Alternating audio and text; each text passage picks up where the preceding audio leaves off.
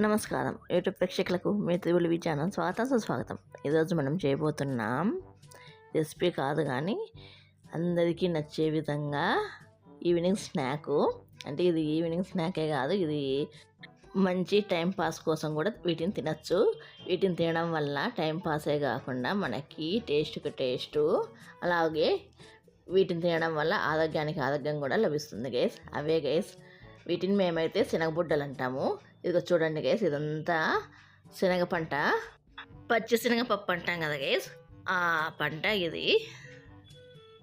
వీటి నుంచి వస్తాయి గైస్, ఇదంతా శనగ పంట మొత్తం. దీంట్లో నుంచి మనము కొంచెం తెచ్చుకొని మనము ఇలా చూపిస్తున్నాను గైస్, వేళ్ళతో సహా వీటిని పిక్కోవాలి ఇట్లా. దీనిలోకి శనగబుడ్డలు ఉంటాయి. దీనిలను మేమైతే శనగబుడ్డలు అంటాం. ఇంకా ఎక్కడ ఏం పేరుతో పిలుస్తుందో నాకు తెలీదు, మీ సైడ్ అయితే ఏం పిలుస్తుందో కామెంట్లో తెలపండి. వీటిని శనగబుడ్డలు అంటారు. ఈ శనగబుడ్డలన్నిటిని మనము వేడి చేసుకోవాలి. ఇలా శనగబుడ్డలు వేరుగా, కొమ్మలు వేరుగా ఉంటాయి. ఈ శనగబుడ్డలన్నిటిని ఇప్పుడు ఒక ప్యాన్లోకి తీసుకొని మనము లో ఫ్లేమ్లో వేపుకోవాలి. ఈ శనగబుడ్డలు అనేటివి ఎంతమందికి తెలుసో కామెంట్లో కూడా తెలపండి గైస్. ఈ మధ్యన మాకు దొరకడం కూడా లేదు ఇవి. ఇప్పుడు మనం బుడ్డల్ని వేరు చేసుకున్నాం కదా, వీటన్నిటిని ఈ ఆకుల్ని మనము ఎండలో పెట్టుకొని ఎండబెట్టుకోవాలి.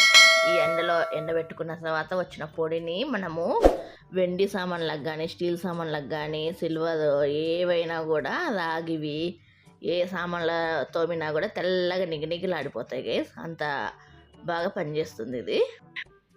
ఇప్పుడు ఈ శనగబుడ్డల్ని మనము లో ఫ్లేమ్లోనే వేపుకోవాలి, హై ఫ్లేమ్లో వేపుకోకూడదు.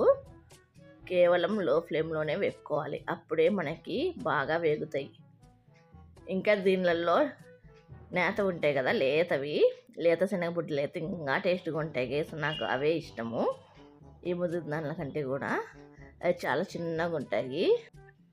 చూడండి గైస్, ఇంకా వేపుకొని లో ఫ్లేమ్లో వేపుకొని ఇట్లా కలర్ మారేంత వరకు వేపుకొని పైన ఈ తోలును తీసేసి లోపల ఉన్న శనగపప్పును తినేసేయాలి. చాలా అంటే చాలా బాగుంటాయి.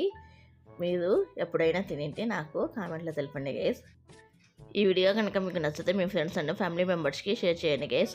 ఇలాంటి మరిన్ని వీడియోస్ కోసం ప్లీజ్ సబ్స్క్రైబ్.